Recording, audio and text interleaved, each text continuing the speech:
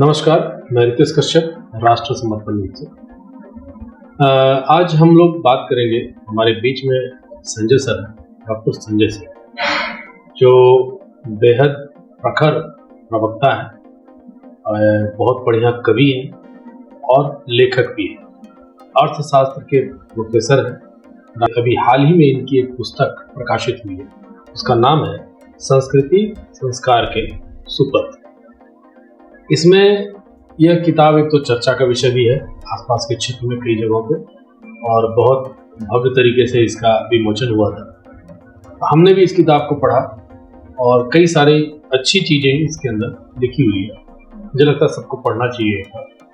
कैसे भारतीय संस्कृति के बारे में चर्चाएं की गई है, भारतीय समाज कुटुंब कैसे रहने चाहिए, उसका असर विश्वव्यापी तौर पर कैसे क्या क्या होता है, वो सारी चीज़ें इस पुस्तक में लिखी हुई है। हम आज इसी पुस्तक को लेकर हम डॉक्टर संजय सर से चर्चा करेंगे कि ये पुस्तक के पीछे इनकी सोच क्या थी और इस पुस्तक में ऐसी कौन सी मूल विषय हैं जो सबको जानना और समझना चाहिए। तो सर, स्वागत है हमारे चैनल पर। नमस्कार। इससे पहले भी आपकी 2 पुस्तकें प्रकाशित हो चुकी हैं और अब एक नया पुस्तक है जो काफ़ी चर्चा का विषय बना। आप बताइए सर, इस पुस्तक के बारे में थोड़ा विस्तार से, क्या है इस पुस्तक की विशेषता? सबसे पहले राष्ट्र समर्पण आरजे न्यूज़ 24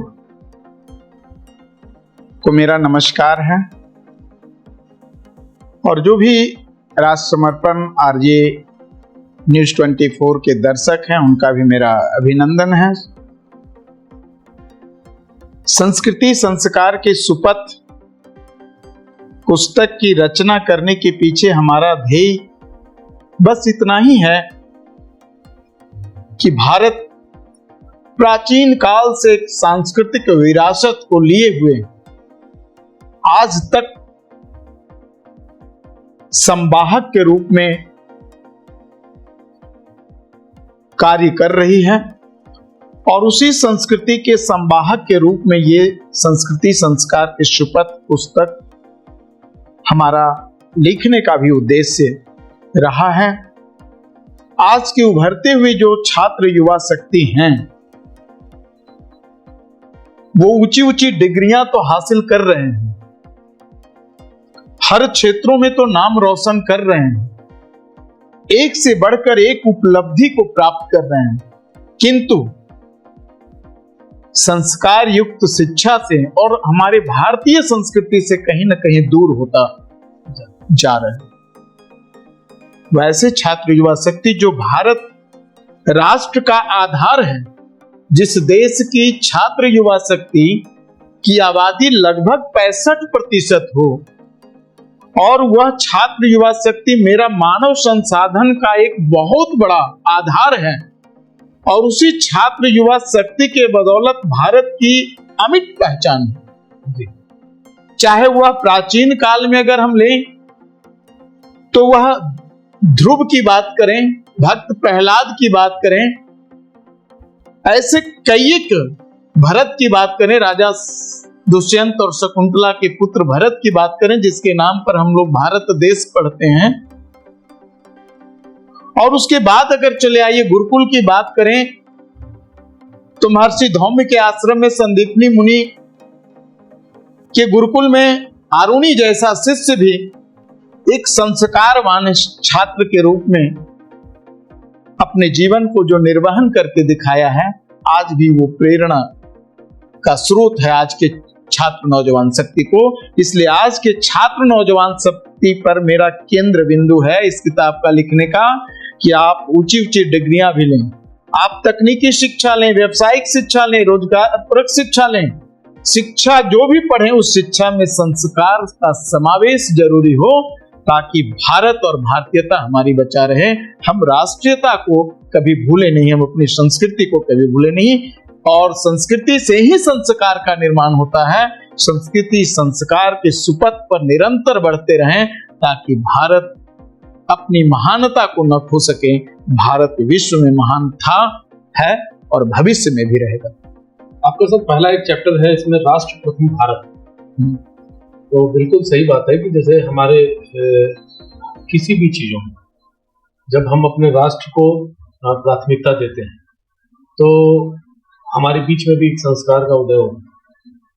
इस राष्ट्र प्रथम भारत आपके द्वारा क्या विशेषता लिखी, विशेष रूप से लिखी? राष्ट्र प्रथम भारत का जो प्रथम हमने अध्याय को लिया है वो बिल्कुल स्पष्ट है कि भारत विश्व का ही एक ऐसा प्राचीन देश है जो सबसे पहले उदय देश का अगर हुआ इस पृथ्वी पर पूरे विश्व में तो उसका नाम ही भारत है। चाहे आप वो आर्यावर्त की बात कर लें, चाहे वह आप हिंदुस्तान की बात करें, हिंद की बात करें, चाहे वो भारत की बात करें, चाहे भारतवर्ष की बात करें, चाहे इंडिया की बात करें, इतने देशों का नाम मैंने कोई और भी विश्व में कोई कंट्री अगर होगा, देश होगा, तो शायद इतना नामों से विभूषित कोई देश नहीं होगा। इसलिए मैंने भारत को इसलिए प्रथम कहा कि जिस देश में हम जन्म लिए सबसे ऊंचा पर्वत हिमालय हमारा मुकुट के रूप में हो, माउंट एवरेस्ट विश्व की सबसे ऊंची चोटी कहलाने का गौरव प्राप्त हो, जिस देश का कन्याकुमारी जैसे जगहों पर जो महासागर के तलहटियों में बसा है, जिसके भारत माता के चरणों को सागर पांव पखारता हो, उस देश के हम वासी हैं। गंगा जैसी पवित्र नदियां बहती हो, उस देश के हम वासी हैं। जिस देश में सबसे पहले सूर्योदय होता हो, हम उस देश के वासी हैं। इसलिए भारत को हमने प्रथम रखा है ताकि हमारे देश की आने वाली जो युवा पीढ़ी है, छात्र नौजवान, जो हमारा शक्ति है, भारत की शक्ति है, वो इस बात को जाने कि प्रथम भारत क्यों है।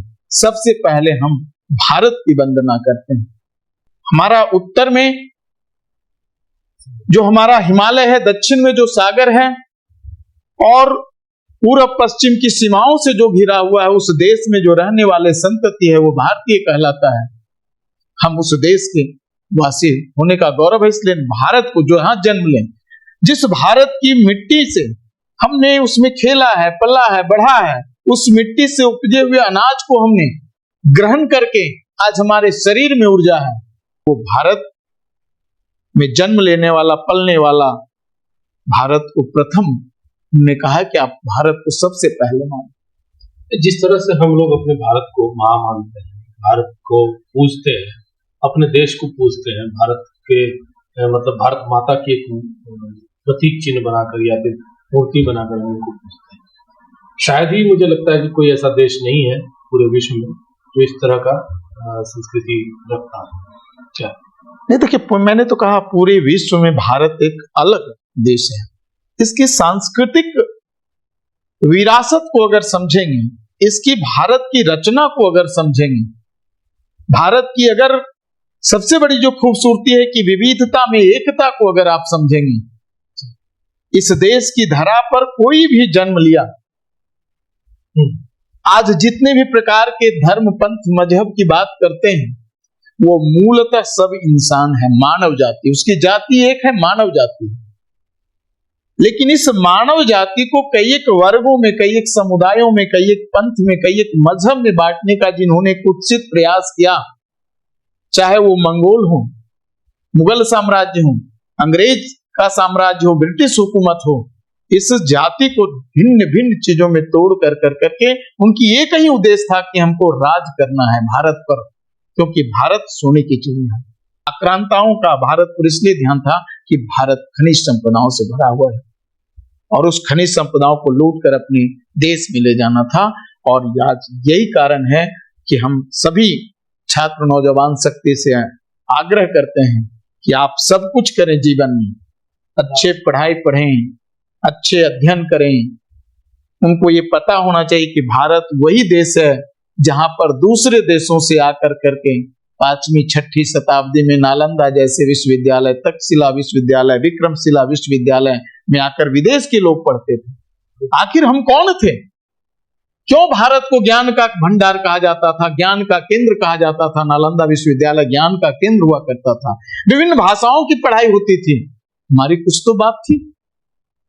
और इस देश की ऋषि मुनियों ने, भारत को हम इसलिए पूजते हैं कि भारत के ऋषि मुनियों ने, अगर हम बात करें कणाद की, ऋषि कणाद की बात करें तो परमाणु और अणु का आविष्कार करने वाला, खोज करने वाला वो ऋषि कणाद थे, जिसका बाद में चलकर आधुनिक युग में पश्चिमी देशों ने जॉन डाल्टन के नाम से उसका खोज करके बताया दुनिया। जिस ऋषि भारद्वाज की हम बात करें, जो विमान शास्त्र की रचना किया, 32 प्रकार के विमानों के बारे में, उसके वायुयान से संबंधित उड़ान कैसे भरेंगे और लैंड कैसे करेगा जमीन पर, इन विविध चीजों के बारे में जो अध्ययन किया था, आज अमेरिका का बंधु परिवार अल्बर राइट और विल्बर राइट उसका श्रेय ले रहा है। हमारे ऋषि मुनियों ने, मुनि कपिल हो, चाहे वो भास्कराचार्य हो, ऐसे कई एक, आज हम अगर विज्ञान की बात करते हैं, आयुर्वेद की बात करते हैं, योग की बात करते हैं, तो योग के संदर्भ में जो आज अंतरराष्ट्रीय योग बना हुआ, पूरे दुनिया के देशों ने स्वीकार किया, ऋषि पतंजलि उसके आविष्कारक है, खोज है, करो योग रहो निरोग। आयुर्वेद चरक संहिता, आचार्य चरक, आचार्य सुश्रुत, इतने बड़े सर्जरी शल्य चिकित्सक, आज जो बड़े बड़े डॉक्टर कहते हैं सर्जरी हैं, तो हमारे देश में उस समय हो गए थे सर्जरी और फिजिशियन, आयुर्वेद के सबसे बड़े जानकार। कोई ऐसे रोग नहीं था जिसके बारे में वो शोध नहीं किए। लेकिन आज दुर्भाग्य है कि बीच के कालखंडों में हम सब आक्रांतकारियों ने मेरे ऊपर इस प्रकार से हमला किया और समाज को तोड़ने फोड़ने का काम किया, समाज को फूट डालो, शासन करो की नीति कर करके, भिन्न भिन्न चीजों में, वर्गों, समुदायों में, पंथ मजहबों में बांट कर करके हमारी संस्कृति सभ्यता पर कुठाराघात करने का प्रयास किया। और विदेशियों आक्रांतकारियों ने कहा कि इस देश पर अगर राज करना चाहते हो तो सबसे पहले इसकी संस्कृति पर हमला करो, साहित्य पर हमला करो, इसके संस्कार को मिटा डालो, तभी भारत पर शासन कर सकते हो। कुल मिला के सिर्फ हमारे भौगोलिक स्थलों पर ही हमला नहीं हुआ, हमारे विचारों पर भी वैचारिक, एकदम साहित्य पर, संस्कृति पर, संस्कार पर, सब चीज। बिल्कुल। आपका 5वां चैप्टर था एक संयुक्त परिवार की उपादेय। इसमें जैसे हम लोग भी समझते हैं कि भारत की सांस्कृतिक रूप से बहुत समृद्ध है, बहुत संपन्न है, और सांस्कृतिक संपन्नता के पीछे कहीं ना कहीं शुरुआत घर से होती है। और जब हम घर से ही, घर में ही टूटने लगते हैं, चाहे भाई भाई में लड़ाई हो, चाहे चाचा पिताजी में लड़ाई हो, तो जब परिवार टूटता है तो पूरा परिवार कमजोर होता है। आपने इसमें लिखा है संयुक्त परिवार की उपादेयता। तो हमारा देश जो वैचारिक आक्रमण हुआ, जिसके बाद हम धीरे धीरे टूटने लगे, आपको क्या लगता है कि ये कैसे फिर वापस ठीक किया जा सकता है?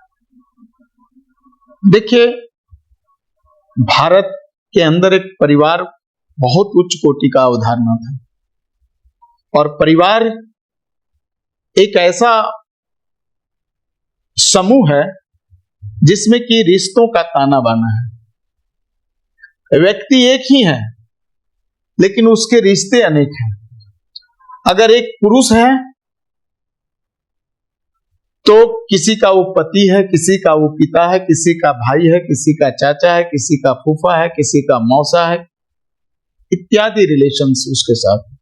अगर एक औरत है, स्त्री है, नारी है, तो वह किसी की पत्नी है, किसी की माँ है, किसी की बेटी है, किसी की फुआ है, किसी की दादी है, किसी की काकी है, किसी की चाची है, किसी की मौसी है। रिलेशन अनेक है, व्यक्ति एक, रिश्ते अनेक है।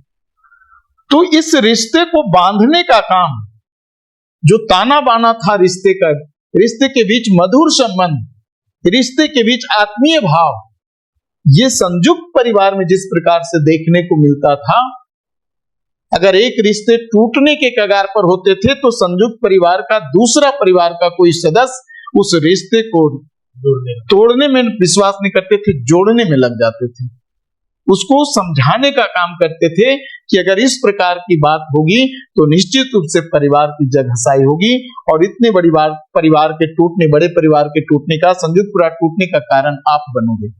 और वो इस बात को समझते थे। और संयुक्त परिवार की जो हमारे भारत में अवधारणा रही है वो ये रही है कि हर परिवार के सदस्य को काम बटे होते थे, सब अपने अपने काम के प्रति लगे होते थे। जैसे अगर मान लिया जाए कि घर में अगर बुजुर्ग है, बाबा हैं, दादा हैं, दादी हैं, तो उनका काम घर के बच्चों को देख रेख करना होता था, घर के कार्यों को मॉनिटरिंग करना होता था, कौन काम किसके जिम्मे है, नियत समय पर निर्धारित समय पर हुआ कि नहीं हुआ, वो हमारे बुजुर्ग अभिभावक उस पर नजर रखते थे, पैनी नजर रखते थे और दिशा निर्देश देते रहते थे। देखो ये काम को ऐसे करना है, देखो अभी काम नहीं हुआ है, इतने दिन बीत गए हैं, इस काम को करना है, इस काम को नहीं करने से ये नुकसान होने वाला है, इसमें पारिवारिक विवाद भी हो सकता है, इसलिए पारिवारिक विवाद नहीं हो उस काम को नियत और निर्धारित समय पर कर करके दिखाने के लिए बुजुर्ग हमारे अभिभावक जो मुखिया होते हैं, परिवार का गार्जियन होते हैं, वो सब पर नजर रखते हैं। सबों के कामों का विभाजन होता था। हमने कार्य विभाजन अगर सीखा इस देश में तो संयुक्त परिवार से सीखा। अगर हमने कार्यों को निष्पादन करने का सही तरीका से सीखा कि कार्य का निष्पादन कैसे होता है तो संयुक्त परिवार में सीखा। अगर हमने परिवार के रिश्ते को बचा के रखना सीखा तो हमने संयुक्त परिवार में सीखा। अगर हमने खेती बाड़ी को भी करना सीखा और उससे अधिक उत्पादन हो तो ये श्रेय भी संयुक्त परिवार को जाता है। अगर रिश्ते नाते हमारे जो कुटुंब परिवार हैं उनसे अच्छे संबंध बना रहे तो एक परिवार एक कुटुंब के यहाँ गए किसी मौके पर, शादी विवाह के अवसर पर, दुख सुख के अवसर पर, तो एक परिवार दूसरे कुटुंब परिवार के यहाँ जाकर के हम संबंधों के ताना बाना को हम एकदम नियमित रूप से बरकरार रखने के लिए संयुक्त परिवार की उपादेयता आज के जीवन में सार्थक होता है। और आज तो संयुक्त परिवार को एकल परिवार में जिस तरह से बदलाव आ रहा है यह बहुत ही चिंता का विषय है। आज एकल परिवार में एक व्यक्ति अगर नौकरी करता है तो घर में कोई नहीं है, अगर एकल परिवार में पति पत्नी दोनों नौकरी करता है तो बच्चे की रखवाली नौकर करते हैं, नौकर अगर थोड़ी सी भी गलती होती है तो बच्चों के साथ दुर्व्यवहार करता है, उसकी देख रेख सही से नहीं हो पाता है और आने वाले दिनों में वही बच्चे संस्कारहीन बनते हैं और जो बच्चे संस्कारहीन हो जाते हैं वो समाज के लिए भी एक सर दर्द हो जाते हैं। समाज में उसके जो भी दुर्घटना होती है समाज उसको टॉलरेट नहीं कर पाता है, उसे बर्दाश्त नहीं कर पाता है और यही कारण है कि वैसे बच्चों के साथ दुर्व्यवहार किया जाता है, मारपीट की जाती है, यहाँ तक कभी कभी उसकी जान भी लोग ले लेते हैं। इसलिए संस्कार बहुत जरूरी है। 7वें चैप्टर पे स्वाध्याय था, 8वें चैप्टर पे सत्संग की महिमा। तो क्या स्वाध्याय और सत्संग, स्वाध्याय तो बहुत जरूरी है, इसको अंग्रेजी में बोलते हैं सेल्फ स्टडी, और सत्संग जो अच्छे लोगों का सत्संग, अच्छे लोगों का साथ, ये तो इसका मतलब है। लेकिन स्वाध्याय किस सेंस, किस जगह पर, किस तरीके से? देखिए हमारे देश में जो ऋषि मुनि होते थे, जो बड़े बड़े फिलोसोफर भी हो हमारे देश में, भारत के जो दार्शनिक थे, वो स्वाध्याय के माध्यम से ही दर्शन कर पाते थे। और ये दर्शन अगर ऋषि मुनि तक चले जाइए तो वो एकांत में बैठ कर करके साधना में लीन रहते थे और साधना से ही उन्हें कुछ प्राप्त होता था जो दर्शन के रूप में उसको विकसित करके उसको एक ज्ञान के रूप में लोगों को देने का काम किया। आज के आधुनिक युग के बच्चे के साथ वो स्वाध्याय थोड़ा गंभीर विषय होता है। उसको आपने कहा कि वो सेल्फ स्टडी है, स्व अध्याय मतलब सेल्फ स्टडी, स्व अध्ययन जिसको हम कह सकते हैं। आज के हमारे जो छात्र नौजवान शक्ति हैं वो हमेशा कोचिंग पर डिपेंडेंट हो गए, ट्यूशन हो चाहे वही चीजें हो, दूसरे पर हर चीजों को शिक्षक चाहिए, उनको गाइड चाहिए, उनको मार्गदर्शक चाहिए। लेकिन ये 500, 1000 वर्ष, 60 वर्ष पहले, 50 वर्ष पहले इस प्रकार से हम किसी पूर्ण रूपेण हम निर्भर नहीं करते थे। हमारी अपनी भी स्व अध्ययन होता था जिसके माध्यम से जो हमारे अभिभावक होते थे, जो गुरु होते थे, जो शिक्षक होते थे, जो भी पढ़ाते थे, जो भी गृह कार्य देते थे, उन पर हम अपना सोच विकसित करते थे और उसको सॉल्व करने में, समाधान करने में अपने बुद्धि और विवेक का प्रयोग करते थे। लेकिन आज के बच्चे नौजवान अगर आप देखें तो अगर इंजीनियरिंग पढ़ना है, मेडिकल की पढ़ाई पढ़ना है तो कोटा जाना है, पुणे जाना है, वहां अच्छी पढ़ाई होती है। हर बच्चे कोचिंग पर डिपेंडेंट हो गया है, नीट में एडमिशन लेना है, ट्रिपल में एडमिशन, इंजीनियरिंग से सेल्फ स्टडीज दूर होते हैं, केवल कोचिंग के भरोसे और केवल सैंपल के भरोसे हर चीज को नकल कर करके किसी तरह से शॉर्टकट माध्यम से वो पास होना चाहते हैं, डिग्रियां लेना चाहते हैं, ऊंची ऊंची योग्यताओं को हासिल करके शॉर्टकट में वो चाहते हैं कि हम अपने जीवन में केवल धन ही धन उन्हें नजर आता है, संस्कृति और संस्कार से उनको मतलब नहीं है। सेल्फ स्टडी का मतलब उनका हो गया कि असनित पढ़ो, कम पढ़ो और अधिक कैसे प्राप्त हो जाए, कम पढ़ के कैसे अधिक डिग्री ले सकते हैं, कम पढ़ के कैसे अधिक जॉब ले सकते हैं, कम पढ़ के कैसे मेरा नाम और शोहरत हो। इन चीजों शॉर्टकट मेथड से आज के विद्यार्थी हैं जो कहीं न कहीं स्वाध्याय को कमजोर किया है, स्व अध्ययन को कमजोर किया है। सेल्फ स्टडी पर लोगों का ध्यान नहीं जाता है, केवल हाई फाई दिखावा पर आज के विद्यार्थी अचीव तो करना चाहते हैं, लेकिन उसके लिए जो प्रॉपर मेहनत होना चाहिए, जो उचित परिश्रम होना चाहिए, वो नहीं कर रहे। नहीं, बहुत सारे लोग उपलब्धि हासिल किए हैं। आज भी आप चले जाइए, बहुत सारे IAS IPS मिलेंगे, बहुत सारे डॉक्टर इंजीनियर मिलेंगे, बहुत सारे साइंटिस्ट मिलेंगे, ऊंचे ऊंचे पदों पर मिलेंगे, लेकिन ऊंचे पदों पर भी बैठ करके भारत की संस्कृति और संस्कार से उन्हें कोई मतलब नहीं। अगर वो एक अधिकारी है, IAS है, कोई आदमी अगर गया है मिलने, तो मिलने में किस प्रकार से वो कैसे मिलते हैं, उनकी समस्या क्या है, किन जन मुद्दों को लेकर के आया है। वो सरकारी सेवक हैं, जिन्हें हम कहते हैं नौकर कह सकते हैं, सरकार के नौकर हैं, नौकरशाही हैं। उनका काम है जन समस्याओं को निष्पादन करना, जांच पड़ताल करके निष्पादन करना, लेकिन उनके पास न भारत की संस्कृति के बारे में जानकारी है और न परिवार, जो भारत को अगर हम परिवार भी कहें तो उस परिवार के न तो संस्कार उनमें है कि हमारे पास कौन जनता जनार्दन आया है, किस मुद्दे को लेकर आया, क्या समस्याएं हैं, वो नहीं, प्राथमिकता ही नहीं देते हैं। यानी पढ़ लिख करके जॉब भी कर रहे हैं, अच्छे पदों पर सो, लेकिन भारतीय संस्कृति और संस्कार से कहीं न कहीं वो दूर हैं, जिसके कारण हमारा कहना है कि सत्संग सत्य का संग रहे। सत्संग का मतलब मेरा हुआ सत्य का संग, सच को साथ दीजिए। अगर कोई व्यक्ति सच में है तो सच्चाई को हम जानें और उसके साथ में हम खड़े हों ताकि उसको सही न्याय मिल सके। इसलिए आज का सत्संग का मेरा भाव यह है कि ऋषि मुनि केवल कथा कहानी से नहीं, राम कथा और कृष्ण कथा से नहीं है। मेरा आज का सत्संग का मतलब है हम लोग सत्य को जाने, सत्य को पहचाने, सत्य के साथ खड़े हों। सत्यम शिवम सुंदरम का भाव, जो सत्य है वो शिव है, जो शिव है वो सुंदर है। ये सत्यम शिवम सुंदरम का भाव को हम सत्संग में रखा है। 9वें अध्याय पर रखा है सांस्कृतिक जागरण, जो आपने बताया कि हाँ, सांस्कृतिक रूप से हमें समृद्ध होने की आवश्यकता है, चाहे वो बड़े बड़े पदाधिकारी ही क्यों ना हो, बड़े बड़े राजनेता क्यों ना हो, और कोई भी व्यक्ति क्यों ना हो, मतलब छोटे से बड़े व्यक्ति के पीछे या अंदर सांस्कृतिक जागरण होना अनिवार्य है, ताकि छोटे से लेकर के, मतलब एक गिलहरी से लेकर के एक राजा तक का सांस्कृतिक रूप से समृद्ध रूप से रहे, ये आप कहना चाहते थे। उसके बाद अंत में आता है वसुधैव कुटुंबकम, इसमें आप क्या कहना चाहते हैं?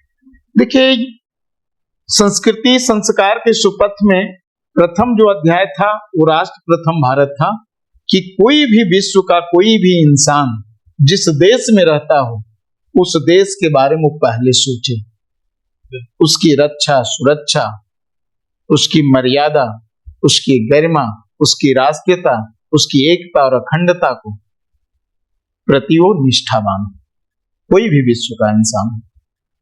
लेकिन भारत केवल यहां तक सीमित नहीं है जो अन्य देशों में आप देख रहे हैं।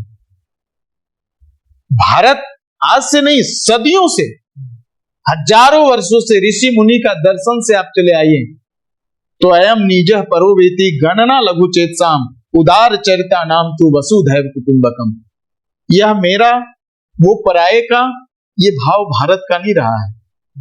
हम इस मामले में उदार हैं, और उदार हैं, बंधुत्व भावना है, सहिष्णुता मेरे अंदर है, हम सहिष्णु हैं हर जीव के प्रति, हर इंसान के प्रति, प्रकृति के प्रति, अपने रक्षा के प्रति, सुरक्षा के प्रति। इसीलिए पूरी वसुधा को हमने अपना धरती माना है। वसुधा पर रहने वाले जो भी इंसान हैं, परिवार हैं, उसको हमने कुटुंब माना है, रिश्तेदारी समझ रखा है।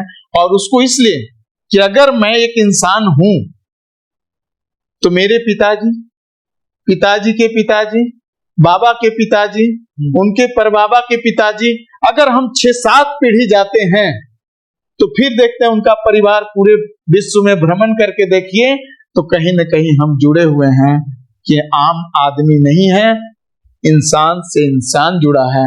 और अगर इसी 100 पीढ़ी चले जाइए तो हम एक दूसरे से कुटुंब परिवार में बन जाते हैं। इसलिए भारत का दर्शन रहा है कि जो भी इस धरा पर है वो इंसान है और किसी न किसी रूप में एक मानव होने के नाते, मानव जाति होने के नाते उसका ब्लड और मेरा ब्लड कहीं न कहीं अंततः जुड़ गया होगा, क्योंकि मानव जाति एक समान है। और इसीलिए मैंने इस चैप्टर को अंत में लिया है वसुधैव कुटुंबकम। हमारी भावना उच्च कोटि का होना चाहिए कि मेरे लिए केवल भारत ही महत्वपूर्ण है। भारत सबसे पहले है, लेकिन भारत के साथ साथ मेरे लिए विश्व भी महत्वपूर्ण है। और अगर ये भावना रहेगी तो न युद्ध होगा, न महायुद्ध होगा, शांति होगी, सब एक होंगे, सब आगे बढ़ेंगे, सब अपने आप को विकसित करेंगे और पूरा विश्व एक परिवार के रूप में स्थापित होगा। और विश्व रूपी छत के नीचे सभी नागरिक, सभी इंसान रह सकेंगे और ये कह सकेंगे वसुधैव कुटुंबकम। वर्तमान की स्थिति, वर्तमान जो भारत आपको देखने को मिलता है और अब पहले के भारत में, ऐसी और कौन कौन सी चीजें हैं जो ठीक होनी चाहिए जिससे भारत और भी ज्यादा प्रगति के रास्ते पर चल पाए? देखिए, आजादी के 75 वर्षों के बाद मैं बता दूं, और सतयुग, त्रेता, द्वापर की अगर बात करूं, अभी तो कलयुग चल रहा है। भारत को खोजने वाला वास्को डी गामा नहीं है। आज इतिहास में पढ़ाया जाता है कि भारत की खोज किसने की।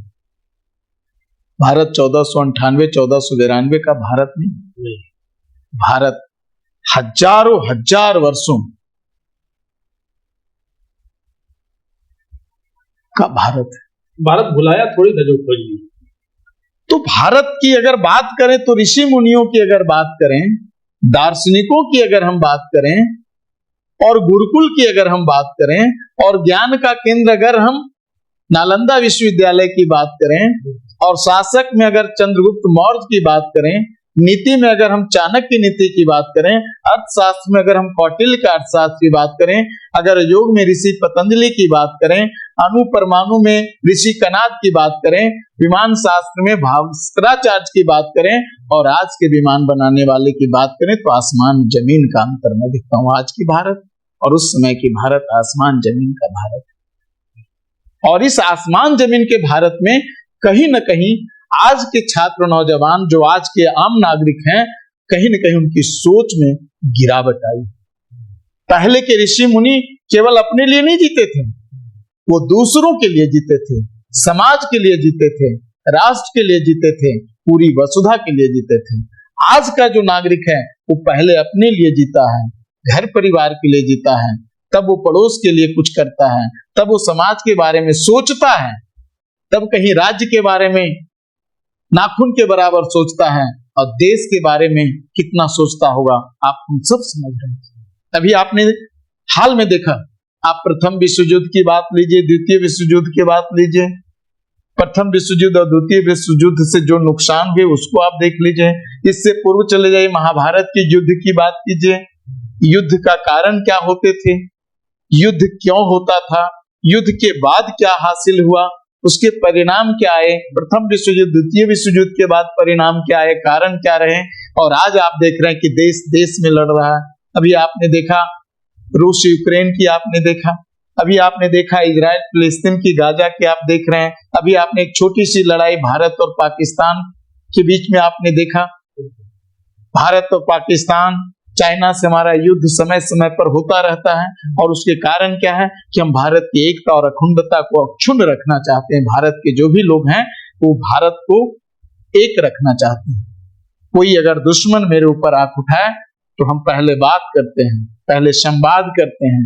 अगर बात और संवाद से भी अगर बात नहीं आती बनती है, अगर वो युद्ध के लिए चाहता है, तो मेरा धर्म कहता है कि कोई अगर मेरे देश पर नजर उठाए तो हम उसके आंख में आंख डालकर बात करें। युद्ध के लिए हम युद्ध करने के लिए तैयार होते हैं। ये आज की प्रकृति है। मतलब हम शांति के भी समर्थक हैं, और अगर कोई हमारे शांति में बाधक बनता है तो हम उसे भी सामना करने के लिए तैयार, सामना करें। क्योंकि मुझे महाभारत याद आ जाता है। हमारे देश में द्वापर युग में महाभारत हुआ था और कौरव और पांडव को आपने देखा था। पांडव ने कहा था कि मैं 5 भाई हूं और मध्यस्थता करने बलराम जी दाऊ जी गए थे। श्री कृष्ण ने भी कहा था कि इसे केवल 5 गांव दे दो, 5 भाई हैं। तो दुर्योधन ने कहा था मैं सुई की नोक के बराबर नहीं दूंगा। यही लड़ाई का कारण था। दूसरी लड़ाई का कारण था कि नारी प्रतिष्ठा होती है हमारे यहाँ, नारी सम्माननीय होती है और द्रौपदी को भरी सभा में खींच कर ला करके उसे कपड़ा खींचा गया था, चीरहरण किया गया था। रामायण में भी आपने देखा सीता हरण हुआ इसलिए लंका का विनाश हुआ। युद्ध के कारण होते हैं और कोई कारण अगर संवेदनशील होता है, तात्कालिक जो कारण होते हैं कि उसको अब नहीं रोका जा सकता है, तो युद्ध के साथ युद्ध लड़ा जाता है, पुरुषार्थ को भी पैदा किया जाता है। और कहा भी गया है कि क्षमा सोचती उस भुजाओं को जिसके पास गरल हो उसको क्या जो दंतहीन विषहीन रहे थे। कि अगर आज के भारत की अगर बात करें और पुराने भारत की बात करें, आपने कहा था इसलिए मैंने इस पर 2 बिल्कुल पैराग्राफ मैंने लिखा है, वही आज की मेरी रचना है। भारत क्या है? बीज के अंदर वृक्ष। भारत हमारा जो देश है बीज के अंदर वो वृक्ष है। देखने में छोटा लगता है, हम हिंदुत्व और राष्ट्रीयता के पक्षधर हैं, दिखने में मैं बीज के समान हूं, लेकिन उसका स्वरूप भव्य और दिव्य बट वृक्ष के समान है। इसलिए मैंने लिखा है बीज अंदर वृक्ष हूं। शीर्षक है जल थल नभ पे हमें गर्व है। जल थल नभ पे हमें गर्व है, कर्म ही धर्म सबसे बड़ा पर्व है। कर्म ही धर्म सबसे बड़ा पर्व है। 10 दिशाओं में प्रथम पूरब हूं। 10 दिशाओं में प्रथम पूरब हूं। उगता दिनकर सायक रब हूं। उगता दिनकर सायक रब हूं। पूरब दिशा का शोर हूं। पूरब दिशा का शोर हूं। हर दिवस का भोर हूं। गंगा नदी का छोर हूं। विशुद्ध प्रेम का डोर हूं। विशुद्ध प्रेम का डोर हूं। इतना ही नहीं, भारत के लोग धरती को माता मानते हैं। अभी आपने कहा था, उस पर मेरा पंक्तियां निवेदित है। धरती माता की निज हूं। धरती माता की निज हूं। मिट्टी में दबा एक बीज हूं। मिट्टी में दबा एक बीज हूं। बीज में छिपा एक वृक्ष हूं। बीज में छिपा एक वृक्ष हूं। वैश्विक धरा का अक्ष हूं। पृथ्वी अपने अक्ष पर घूमती है। घूर्णन और परिक्रमण के कारण दिन रात होते हैं। इस पृथ्वी के बारे में भी हमारे देश के ऋषि मुनियों ने, शास्त्रों ने रचना की है, जिसको काल आप कह सकते हैं। काल गणना की सबसे पहले किसी ने खोज किया। शून्य का आविष्कार, दशमलव का आविष्कार भारत ने किया। दुनिया को शून्य देने का काम, दशमलव देने का काम, पृथ्वी की गति को मापने का काम। तो इस प्रकार से अंतिम जो मेरा स्टैंजा है, बीज सा सिखा हूं गलना। बीज सा सिखा हूं गलना। सूरज सा सिखा हूं तपना। धरती सा सिखा हूं सहना। अभ्यास से सिखा हूं लिखना। अभ्यास से सिखा हूं लिखना। बीज में, बीज के अंदर वृक्ष, बीज का छिपा वृक्ष। ये भारत वही है। भारत को कोई ये न समझे कि ये बीज है, उस बीज के अंदर छिपा हुआ बट वृक्ष है। इसलिए भारत की महिमा अनंत है, गरिमा अनंत है। भारत से कोई पार पा नहीं सकता है। भारत को पढ़ने की जरूरत है, भारत को जानने की जरूरत है, भारत में आकर करके साधना करने की जरूरत है। और ये काम हमारे देशों में नालंदा विश्वविद्यालय, तक्षशिला विश्वविद्यालय, विक्रम विश्वविद्यालय, उज्जैन का विश्वविद्यालय आदि विश्वविद्यालयों ने किया था। ये बीच का कालखंड है कि आज हम हार्वर्ड यूनिवर्सिटी पढ़ने जा रहे हैं, कैम्ब्रिज यूनिवर्सिटी पढ़ने जा रहे हैं। एक समय था 5वीं और 6ठी शताब्दी में, सदी में, कि विदेश के लोग यहाँ पढ़ने आते थे। लेकिन आज पुनः भारत को खड़ा होना है। जो आत्मनिर्भर भारत की बात हो रही है, एक नया भारत बनाने की बात हो रही है। आज फिर भारत हर मामले में धीरे धीरे प्रथम स्थान पर आ रहा है। पूरे विश्व में आज हमारा 5वीं अर्थव्यवस्था है। आने वाले दिनों में, अगले वर्ष हम शायद 4थी अर्थव्यवस्था बन जाएंगे। बहुत सारे मामले में हम प्रथम स्थान रखते हैं और बहुत सारे मामले में भारत द्वितीय स्थान पर विश्व में है। आने वाले दिनों में हम हर चीज पर प्रथम स्थान होंगे, फिर पुनः भारत विश्व गुरु बनेगा। ऐसा भारत के शासक को भी विश्वास है, ऐसा भारत के राजा और प्रजा को भी विश्वास है। फिर भारत विश्व गुरु बनेगा, फिर भारत विश्व का ज्ञान का केंद्र बनेगा। बहुत बहुत धन्यवाद। फिर से भारत विश्व गुरु बनेगा, फिर से भारत महान बनेगा। तो ये थे डॉक्टर संजय सिंह के विचार, और उन्होंने बहुत बेहतरीन तरीके से अपनी किताब की व्याख्या की। हमारी शुभकामनाएं सर आपके साथ। बहुत बहुत धन्यवाद। कि यह किताब जन जन तक पहुंचे और लोग इसका आशीर्वाद प्राप्त करें, और लोग जाने हमारे भारत के बारे में, हमारे भारत की महानता के बारे में। धरती गोल है, ये भी हमारे भारत ने ही पहले बताया था। बाद के कालखंड में वो कभी कहीं पर चपटी हो गई, कहीं पर चौकोन हो गई, लेकिन बहुत बेहतरीन संवाद रहा डॉक्टर संजय सर के साथ, और हम इनको शुभकामना फिर से एक बार देते हैं। अभी तक के लिए इतना ही। आप देखते रहे राष्ट्र समर्पण, और धन्यवाद। बहुत बहुत आभार।